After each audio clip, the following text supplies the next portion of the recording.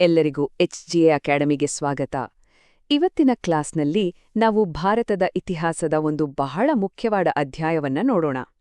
ಅದೇನಪ್ಪಾ ಅಂದ್ರೆ ದೆಹಲಿ ಸುಲ್ತಾನರ ಆಳ್ವಿಕೆಗೆ ದಾರಿ ಮಾಡಿಕೊಟ್ಟಂತಹ ಎರಡೂ ಪ್ರಮುಖ ದಾಳಿಗಳು, ಘಜ್ನಿ ಮತ್ತು ಘೋರಿಯ ಆಕ್ರಮಣಗಳು. ಕೇಳೋಕೆ ಸಿಂಪಲ್ ಅನ್ಸಿದ್ರೂ ಎಕ್ಸಾಮ್ ಪಾಯಿಂಟ್ ಆಫ್ ವ್ಯೂನಿಂದ ಇದು ತುಂಬಾನೇ ಇಂಪಾರ್ಟೆಂಟ್. ಈ ಟಾಪಿಕ್ನಿಂದ ಪ್ರಶ್ನೆಗಳು ಬಂದೇ ಬರುತ್ತೆ, ಸೊ ಪ್ರತಿಯೊಂದು ಪಾಯಿಂಟ್ನೂ ಕ್ಲಿಯರಾಗಿ ಅರ್ಥ ಮಾಡ್ಕೊಳ್ಳೋಣ ಬನ್ನಿ. ಸರಿ, ಕ್ಲಾಸ್ ಶುರು ಮಾಡೋ ಮುಂಚೆ ಒಂದು ಪ್ರಶ್ನೆ. ಜಸ್ಟ್ ಒಮ್ಮೆ ಯೋಚನೆ ಮಾಡಿ. ಸಾವಿರಾರು ವರ್ಷಗಳಿಂದ ನಮ್ಮ ದೇಶದಲ್ಲಿ ಬೇರೆ ಬೇರೆ ರಾಜಮನೆತನಗಳು ಆಳ್ವಿಕೆ ಮಾಡ್ತಿದ್ವು. ಆದ್ರೆ ಇದ್ದಕ್ಕಿದ್ದಂತೆ ಭಾರತದ ಇತಿಹಾಸದ ಗತಿಗೆ ಒಂದು ದೊಡ್ಡ ಟರ್ನಿಂಗ್ ಪಾಯಿಂಟ್ ಸಿಕ್ತು. ಮುಂದಿನ ಸುಮಾರು 500 ವರ್ಷಗಳ ಹಿಸ್ಟ್ರಿನೇ ಬರೆದ ಆ ಎರಡು ದಾಳಿಗಳು ಯಾವ್ದು ಅಂತ ಗೆಸ್ ಮಾಡಬಹುದಾ? ಹೌದು, ಅದರ ಉತ್ತರವೇ ನಮ್ಮ ಇವತ್ತಿನ ಟಾಪಿಕ್. ಹಾಗಿದ್ರೆ ಇವತ್ ನಾವು ಏನೆಲ್ಲ ಕಲಿಯಲಿದ್ದೀವಿ ಅಂತ ನೋಡೋಣ. ಫಸ್ಟು ಈ ದಾಳಿಗಳು ಆಗೋಕೆ ಕಾರಣ ಏನು, ಆ ಕಾಲದ ಪರಿಸ್ಥಿತಿ ಹೇಗಿತ್ತು ಅಂತ ಅರ್ಥ ಮಾಡ್ಕೊಳ್ಳೋಣ. ಆಮೇಲೆ ಲೂಟಿ ಮಾರಕ್ಕೆ ಅಂತಾನೆ ಬಂದ ಮಹಮ್ಮದ್ ಘಜ್ನಿ ಬಗ್ಗೆ ತಿಳ್ಕೊಳ್ಳೋಣ. ನೆಕ್ಸ್ಟು ಇಲ್ಲೇ ಸಾಮ್ರಾಜ್ಯ ಕಟ್ಟಬೇಕು ಅಂತ ಬಂದ ಮಹಮ್ಮದ್ ಘೋರಿ ಕಥೆ.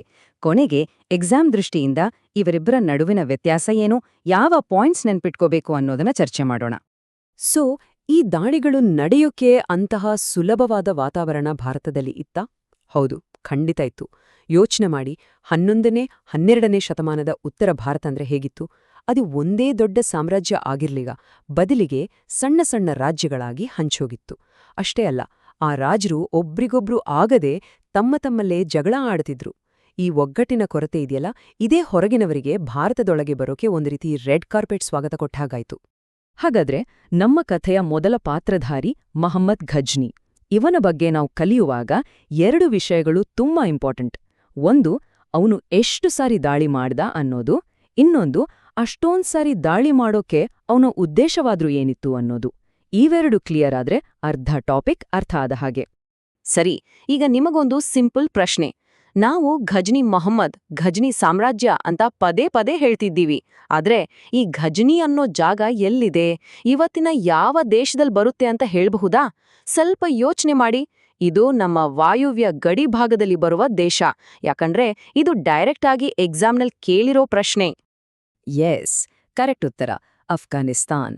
ನೋಡಿ, 2011ರ SGA GK ಪೇಪರ್ನಲ್ಲಿ ಇದೇ ಪ್ರಶ್ನೆ ಬಂದಿತ್ತು. ಮಹಮೂದನು ಆಳುತ್ತಿದ್ದ ಘಜ್ನಿ ಸಾಮ್ರಾಜ್ಯ ಎಲ್ಲಿತ್ತು ಅಂತ. ಸೊ ಇನ್ಮುಂದೆ ಘಜ್ನಿ ಅಂತ ಕೇಳಿದ ತಕ್ಷಣ ಮೈಂಡ್ನಲ್ಲಿ ಅಫ್ಘಾನಿಸ್ತಾನ್ ಅಂತ ರಿಜಿಸ್ಟರ್ ಆಗಿ ಬಿಡಬೇಕು. ಓಕೆನಾ? ಈಗ ಘಜ್ನಿಯ ಟೈಮ್ಲೈನ್ನ ಕೆಲವೊಂದು ಇಂಪಾರ್ಟೆಂಟ್ ಘಟನೆಗಳನ್ನು ನೋಡೋಣ. ಇವು 3 ಎಕ್ಸಾಮ್ಗೆ ತುಂಬಾನೇ ಮುಖ್ಯ. ಫಸ್ಟ್ ಪಾಯಿಂಟ್, ಅವನು ಭಾರತದ ಮೇಲೆ ಮೊದಲ ದಾಳಿ ಮಾಡಿದ್ದು ಯಾವಾಗ? 2010ರ ವನಪಾಲಕ ಎಕ್ಸಾಮ್ನಲ್ಲಿ ಕೇಳಿದ್ರು. ಉತ್ತರ ಕ್ರಿಸ್ತಶಕ 1001. ಸೆಕೆಂಡ್ ಪಾಯಿಂಟ್, ಅವನು ಸೋಲಿಸಿದ ಮೊದಲ ಭಾರತೀಯ ರಾಜ ಯಾರು? ಇದು ನೋಡಿ, SDA GK 2018 ಮತ್ತು BWSSB FDA 2019 ಎರಡೂ ಎಕ್ಸಾಮ್ನಲ್ಲಿ ರಿಪೀಟ್ ಆಗಿದೆ. ಉತ್ತರ ಶಾಕದೊರೆ ಜಯಪಾಲ. ಈ 2 ಪಾಯಿಂಟ್ಸ್, ವರ್ಷ ಮತ್ತು ರಾಜನ ಹೆಸರು ಮರೆಯಲೇಬಾರದು. ಸರಿ, ಈಗ ಈ ಇಡೀ ಟಾಪಿಕ್ನ ಅತ್ಯಂತ ಮುಖ್ಯವಾದ ಪ್ರಶ್ನೆಗೆ ಬರೋಣ. ಅದೇನಂದ್ರೆ, ಮಹಮ್ಮದ್ ಘಜ್ನಿ ಭಾರತದ ಮೇಲೆ ಬರೋಬ್ಬರಿ 17 ಸಾರಿ ದಾಳಿ ಮಾಡ್ದ. ಯಾಕೆ? ಅವನ ನಿಜವಾದ ಉದ್ದೇಶ ಏನಾಗಿತ್ತು? ಇಲ್ಲಿ ಒಂದು ದೊಡ್ಡ ಸಾಮ್ರಾಜ್ಯ ಕಟ್ಟಬೇಕೆಂಬ ಆಸೆ ಇತ್ತಾ? ಈ ಪ್ರಶ್ನೆಗೆ ನಾವು ಕೊಡುವ ಉತ್ತರ ಇದೆಯಲ್ಲ, ಅದು ಘಜ್ನಿ ಮತ್ತು ಘೋರಿ ನಡುವಿನ ವ್ಯತ್ಯಾಸವನ್ನ ನಾವು ಎಷ್ಟು ಚೆನ್ನಾಗಿ ಅರ್ಥ ಮಾಡ್ಕೊಂಡಿದ್ದೀವಿ ಅಂತ ಡಿಸೈಡ್ ಮಾಡುತ್ತೆ. ಬಹಳಷ್ಟು ಜನ ಆಸ್ಪಿರೆಂಟ್ಸ್ ಕನ್ಫ್ಯೂಸ್ ಮಾಡ್ಕೊಳ್ಳೋದು ಇಲ್ಲೇ. ಇಲ್ಲ, ಖಂಡಿತವಾಗಿಯೂ ಇಲ್ಲ. ಒಂದು ವಿಷಯವನ್ನು ತಲೆಯಲ್ಲಿ ಗಟ್ಟಿಯಲ್ಲಿ ಕೂರಿಸ್ಕೊಳ್ಳಿ. ಘಜ್ನಿಯ ಉದ್ದೇಶ ಸಾಮ್ರಾಜ್ಯ ಕಟ್ಟುವುದಾಗಿರ್ಲಿಲ್ಲ. ಅವನ ಒಂದೇ ಒಂದು ಗುರಿ ಅಂದ್ರೆ ಭಾರತದ ಅಪಾರ ಸಂಪತ್ತು, ಅದನ್ನ ಲೂಟಿ ಮಾಡ್ಕೊಂಡು ವಾಪಸ್ ಹೋಗೋದಷ್ಟೇ ಅವನ ಪ್ಲಾನ್ ಆಗಿತ್ತು. ದಯವಿಟ್ಟು ಇದನ್ನ ಮರಿಬೇಡಿ. ಈಗ ನೋಡಿ, ಎಕ್ಸಾಮ್ನಲ್ಲಿ ಇದೇ ಪಾಯಿಂಟ್ ಮೇಲೆ ಹೇಗೆಲ್ಲ ಪ್ರಶ್ನೆ ಕೇಳಿದ್ದಾರೆ ಅಂತ. 2017ರ SDA GK ಪೇಪರ್ನಲ್ಲಿ ಅಸರ್ಷನ್ ರೀಸನಿಂಗ್ ಟೈಪ್ ಕ್ವೆಶ್ಚನ್ ಬಂತು. ಅಸರ್ಷನ್, ಘಜ್ನಿ 17 ಬಾರಿ ದಾಳಿ ಮಾಡ್ದ. ಇದು ಸರಿ. ರೀಸನ್, ಅವನು ಶಾಶ್ವತ ಸಾಮ್ರಾಜ್ಯ ಸ್ಥಾಪಿಸಲು ಬಯಸಿದ್ದ. ಇದು ತಪ್ಪು. ಸೊ ಆನ್ಸರ್ ಎ ಸರಿ, ಆದ್ರೆ ಆರ್ ತಪ್ಪು ಆಗುತ್ತೆ. ಇನ್ನು 2017ರ ಗ್ರೂಪ್ C ಪೇಪರ್ನಲ್ಲಿ ಇನ್ನು ಡೈರೆಕ್ಟಾಗಿ ಕೇಳಿದ್ರು, ಈ ದಾಳಿಗೆ ಮುಖ್ಯ ಕಾರಣವೇನು ಅಂತ. ಉತ್ತರ, ಭಾರತದ ಸಂಪತ್ತನ್ನು ಕೊಳ್ಳೆ ಹೊಡೆಯುವುದು. ಸೊ ಸಿಂಪಲ್ ಆಗಿ ಹೇಳೋದಾದ್ರೆ, ಘಜ್ನಿ = ಸಂಪತ್ತು, ಘೋರಿ = ಸಾಮ್ರಾಜ್ಯ. ಈ ಫಾರ್ಮ್ಯುಲಾ ನೆನ್ಪಿಟ್ಕೊಳ್ಳಿ. ಇದೇ ಈ ಟಾಪಿಕ್ನ ಕೀ ಪಾಯಿಂಟ್. ಘಜ್ನಿ ದಾಳಿಗಳ ಬಗ್ಗೆ ಮಾತಾಡುವಾಗ ನಾವು ಇನ್ನೊಬ್ಬ ವ್ಯಕ್ತಿಯನ್ನ ಮಿಸ್ ಮಾಡೋ ಹಾಗೆ ಇಲ್ಲ. ಅವರೇ ಅಲ್ಬೇರೋನಿ. ಒಂದು ವಿಷಯ ಗಮನಿಸಿ, ಇವರು ಯುದ್ಧ ಮಾಡಲು ಬಂದವರಲ್ಲ, ಇವರೊಬ್ಬ ಸ್ಕಾಲರ್ ಅಂದ್ರೆ ವಿದ್ವಾಂಸ. 2015ರ ಫಾರೆಸ್ಟ್ ಗಾರ್ಡ್ ಪರೀಕ್ಷೆಯಲ್ಲಿ ಒಂದು ಪ್ರಶ್ನೆ ಬಂದಿತ್ತು, ಇತಿಹಾಸದಲ್ಲಿ ಅಲ್ಬೆರೂನಿ ಎಂದು ಪರಿಚಿತನಾಗಿರುವ ಅಬು ರೇಹಾನ್ ಬಿರೂನಿ ಯಾರು ಅಂತ. ಉತ್ತರ: ಭಾರತದ ಬಗ್ಗೆ ಅಧ್ಯಯನ ಮಾಡಿದ ಮುಸ್ಲಿಂ ವಿದ್ವಾಂಸ. ಇವರು ಬರೆದ ಕಿತಾಬುಲ್ ಹಿಂದ್ ಅನ್ನೋ ಪುಸ್ತಕ ಆ ಕಾಲದ ಭಾರತದ ಬಗ್ಗೆ ತಿಳಿದುಕೊಳ್ಳೋಕೆ ನಮ್ಗಿರೋ ಒಂದು ಪ್ರಮುಖ ಆಧಾರ ಗ್ರಂಥ. ಸರಿ, ಗಜ್ನಿಯ ಕಥೆ ಮುಗಿತು. ಈಗ ನಮ್ಮ ಚರ್ಚೆಯ ಎರಡನೇ ಪಾರ್ಟ್ ಅಂದ್ರೆ ಮಹಮ್ಮದ್ ಘೋರಿ ಕಡೆಗೆ ಬರೋಣ. ನಾನ್ ಮೊದಲೇ ಹೇಳಿದ ಹಾಗೆ ಘಜ್ನಿಗೂ ಘೋರಿಗೂ ಒಂದು ಬೇಸಿಕ್ ಡಿಫರೆನ್ಸ್ ಇದೆ. ಘೋರಿ ಬಂದಿದ್ದು ಸಂಪತ್ತು ಲೂಟಿ ಮಾಡೋಕೆಲ್ಲ, ಬದಲಾಗಿ ಭಾರತದಲ್ಲಿ ಒಂದು ಸಾಮ್ರಾಜ್ಯವನ್ನೇ ಸ್ಥಾಪಿಸಬೇಕು ಅನ್ನೋ ಪಕ್ಕಾ ಪ್ಲಾನ್ ಇಟ್ಕೊಂಡು.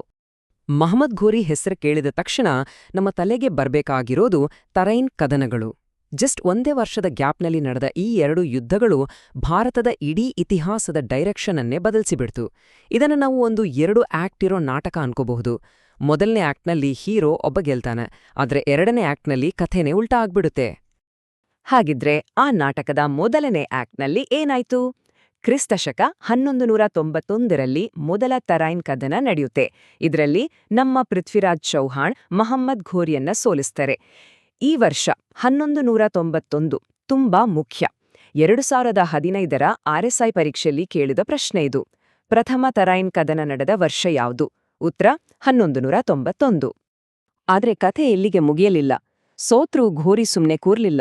ಜಸ್ಟ್ ಒಂದೇ ವರ್ಷದ ನಂತರ 1192ರಲ್ಲಿ ಮತ್ತೆ ಬಂದು ಪೃಥ್ವಿರಾಜ್ ಚೌಹಾನ್ನನ್ನು ಸೋಲಿಸ್ತಾನೆ. ಇದೇ ಭಾರತದ ಇತಿಹಾಸದ ಟರ್ನಿಂಗ್ ಪಾಯಿಂಟ್. ಈ ಯುದ್ಧದ ಬಗ್ಗೆ ಅತಿ ಹೆಚ್ಚು ಪ್ರಶ್ನೆಗಳು ಬಂದಿದೆ. ಒಂದು, ವರ್ಷ ಯಾವುದು? 2021ರ ಗ್ರೂಪ್ ಸಿ ಪೇಪರ್ನಲ್ಲಿ ಕೇಳಿದ್ದಾರೆ. ಉತ್ತರ: 1192. 2, ಎದುರಾಳಿ ಯಾರು? 2019ರ ESI ಮತ್ತು 2023ರ KEA ಕ್ರೀಡಿಯಲ್ JEE ಪರೀಕ್ಷೆಗಳಲ್ಲಿ ಕೇಳಿದ್ದಾರೆ. ಉತ್ತರ: 3ನೇ ಪೃಥ್ವಿರಾಜ್ ಚೌಹಾಣ್. ಸೊ ವರ್ಷ ಮತ್ತು ಎದುರಾಳಿ 2 ಬಹಳ ಮುಖ್ಯ. ಸರಿ, ನಾವು ಈಗ ಗಜ್ನಿ ಬಗ್ಗೆನೂ ತಿಳ್ಕೊಂಡ್ವಿ, ಘೋರಿ ಬಗ್ಗೆನೂ ತಿಳ್ಕೊಂಡ್ವಿ. ಈಗ ಇವ್ರಿಬ್ಬರನ್ನ ಅಕ್ಕಪಕ್ಕ ಇಟ್ಟು ಕಂಪೇರ್ ಮಾಡಿ ನೋಡೋಣ. ಇದು ಎಕ್ಸಾಮ್ ದೃಷ್ಟಿಯಿಂದ ಹೈ ಸ್ಕೋರಿಂಗ್ ಏರಿಯಾ. ಕ್ವಿಕ್ಕಾಗಿ ರಿವಿಷನ್ ಮಾಡಕ್ಕೆ ತುಂಬಾನೇ ಹೆಲ್ಪ್ ಆಗತ್ತೆ. ಈ ಒಂದು ಟೇಬಲು ಇವತ್ತಿನ ಇಡೀ ಕ್ಲಾಸ್ನ ಸಾರಾಂಶ ಅಂತಾನೆ ಹೇಳ್ಬೋದು. 3 ಮೇನ್ ಡಿಫರೆನ್ಸ್ ನೋಡಿ. ನಂಬರ್ 1, ಉದ್ದೇಶ. ಗಜ್ನಿಗೆ ದುಡ್ಡು ಬೇಕಿತ್ತು, ಘೋರಿಗೆ ಸಾಮ್ರಾಜ್ಯ ಬೇಕಿತ್ತು.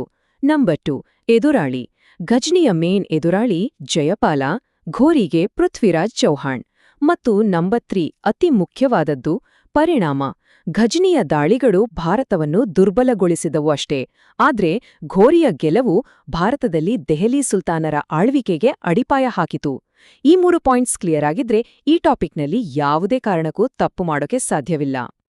ಓಕೆ, ಈಗ ನಾವು ಆಲ್ಮೋಸ್ಟ್ ಕೊನೆಗೆ ಬಂದಿದ್ದೇವೆ. ಈ ಹಂತದಲ್ಲಿ ಎಕ್ಸಾಮ್ನಲ್ಲಿ ಕನ್ಫ್ಯೂಸ್ ಆಗೋ ಪಾಯಿಂಟ್ಸ್ ಯಾವುದು ಮತ್ತೆ ಯಾವ ವಿಷಯಗಳನ್ನ ನಾವು ಮಿಸ್ ಮಾಡ್ಲೇಬಾರ್ದು ಅನ್ನೋದನ್ನ ನೋಡೋಣ. ಕೆಲವು ಪ್ರೋ ಟಿಪ್ಸ್. ಎಕ್ಸಾಮ್ ಹಾಲ್ನಲ್ಲಿ ಆಗೋ ಒಂದು ಕಾಮನ್ ಮಿಸ್ಟೇಕ್ ಅಂದ್ರೆ ಒಂದೇ ತರ ಇರೋ ಹೆಸರುಗಳ ನಡುವೆ ಕನ್ಫ್ಯೂಸ್ ಮಾಡ್ಕೊಳ್ಳೋದು. ಇಲ್ನೋಡಿ, ಅಲ್ಬೆರೂನಿ ಗಜ್ನಿ ಜೊತೆ 11ನೇ ಶತಮಾನದಲ್ಲಿ ಬಂದಿದ್ದು. ಆದ್ರೆ 2016ರ ಗ್ರೂಪ್ ಸಿ ಪರೀಕ್ಷೆಯಲ್ಲಿ ಅಲ್ ಮಸೂದಿ ಬಗ್ಗೆ ಒಂದು ಪ್ರಶ್ನೆ ಬಂತು. 10ನೇ ಶತಮಾನದಲ್ಲಿ ಕನೋಜ್ಗೆ ಭೇಟಿ ನೀಡಿದ್ದ ಅರಬ್ ಪ್ರವಾಸಿಗ ಯಾರು ಅಂತ. ಉತ್ತರ: ಅಲ್ ಮಸೂದಿ. ಇವರಿಬ್ರು ಬೇರೆ ಬೇರೆ ವ್ಯಕ್ತಿಗಳು. ಅಲ್ ಮಸೂದಿ ಅಲ್ಬೆರೂನಿಗಿಂತ 1 ಶತಮಾನ ಮೊದಲೇ ಭಾರತಕ್ಕೆ ಬಂದಿದ್ದ. ಸೊ ಇದೊಂದು ಟ್ರಿಕ್ ಕ್ವೆಶ್ಚನ್ ಆಗೋ ಚಾನ್ಸ್ ಇದೆ, ಹುಷಾರಾಗಿರಿ. ಇವತ್ತಿನ ಇಡೀ ಚರ್ಚೆಯಲ್ಲಿ ನಾವು ಒಂದೇ ಒಂದು ವರ್ಷವನ್ನ ನೆನಪಿಡಬೇಕು ಅಂದ್ರೆ ಅದು 1192. ಯಾಕೆ? ಇದು 2ನೇ ತರೈನ್ ಕದನ ನಡೆದ ವರ್ಷ. ಇದೇ ವರ್ಷ ಭಾರತದಲ್ಲಿ ದೆಹಲಿ ಸುಲ್ತಾನರ ಆಡಳಿತಕ್ಕೆ ಅಡಿಪಾಯ ಹಾಕಿದ್ದು. ಈ ಒಂದು ನಂಬರ್ ಭಾರತದ ಹಿಸ್ಟ್ರಿಯ ಒಂದು ಮೇಜರ್ ಟರ್ನಿಂಗ್ ಪಾಯಿಂಟ್. ಕೊನೆದಾಗಿ ಇವರಿಬ್ಬರ ವ್ಯತ್ಯಾಸವನ್ನ ಒಂದೇ ಲೈನ್ನಲ್ಲಿ ನೆನ್ಪಿಟ್ಕೋಬೇಕಂದ್ರೆ ಹೀಗ್ಹೇಳ್ಬೋದು. ಘಜ್ನಿ ಒಂದು ಬಿರುಗಾಳಿ ಇದ್ದಾಗೆ, ರಭಸವಾಗಿ ಬಂತು, ಲೂಟಿ ಮಾಡ್ತು, ಹೊರಟೋಯ್ತು. ಆದ್ರೆ ಘೋರಿ ಅವನು ಚಂಡಮಾರುತದ ಹಾಗೆ ಬಂದು ಇಲ್ಲೇ ನೆಲೆ ನಿಂತು ಇಡೀ ರಾಜಕೀಯ ವಾತಾವರಣವನ್ನೇ ಬದಲಿಸ್ಬಿಟ್ಟ. ಸರಿ, ಕ್ಲಾಸ್ ಮುಗಿಸೋ ಮುಂಚೆ ಒಂದು ಲಾಸ್ಟ್ ಪ್ರಶ್ನೆ ನಿಮ್ಗೆಲ್ಲ ಯೋಚನೆ ಮಾಡೋಕೆ. ಘಜ್ನಿಯ ದಾಳಿಗಳು ನಾರ್ತ್ ಇಂಡಿಯಾನ ವೀಕ್ ಮಾಡಿದ್ದು ನಿಜ. ಆದ್ರೆ ಅದಾದ ಸುಮಾರು 150 ವರ್ಷಗಳ ನಂತರ ಘೋರಿ ಬಂದು ಗೆಲ್ತಾನಲ್ಲ, ಅದಕ್ಕೆ ಘಜ್ನಿಯ ದಾಳಿಗಳೇ ಡೈರೆಕ್ಟ್ ಕಾರಣ ಅಂತ ಹೇಳೋಕ್ಕಾಗತ್ತಾ? ಇದ್ರ ಬಗ್ಗೆ ಸ್ವಲ್ಪ ಯೋಚನೆ ಮಾಡಿ. ಇದು ನಿಮ್ಮ ಅನಾಲಿಸಿಸ್ ಸ್ಕಿಲ್ಸನ್ನ ಇಂಪ್ರೂವ್ ಮಾಡುತ್ತೆ. ಇವತ್ತಿನ ಈ ಚರ್ಚೆಯಿಂದ ನಿಮ್ಗೆ ವಿಷಯದ ಬಗ್ಗೆ ಒಂದು ಸ್ಪಷ್ಟ ಚಿತ್ರಣ ಸಿಕ್ಕಿದೆ ಅಂತ ಅನ್ಕೋತೀನಿ. ಇದೇ ರೀತಿ ಪ್ರತಿಯೊಂದು ಟಾಪಿಕ್ನ ಕಾನ್ಸೆಪ್ಟನ್ನ ಕ್ಲಿಯರ್ ಆಗಿ ಅರ್ಥ ಮಾಡ್ಕೊಳ್ಳಕ್ಕೆ HGA ಅಕಾಡೆಮಿಯ ಜೊತೆ ಇರಿ. ಮುಂದಿನ ತರಗತಿಗಳ ಅಪ್ಡೇಟ್ಗಳಿಗಾಗಿ ನಮ್ಮ ಚಾನೆಲ್ಗೆ ಸಬ್ಸ್ಕ್ರೈಬ್ ಮಾಡೋದನ್ನ ಮರಿಬೇಡಿ. ನಿಮ್ಮ ಬೆಂಬಲವೇ ನಮಗೆ ಇನ್ನಷ್ಟು ಒಳ್ಳೆ ಕಂಟೆಂಟ್ ಮಾಡೋಕೆ ಸ್ಫೂರ್ತಿ.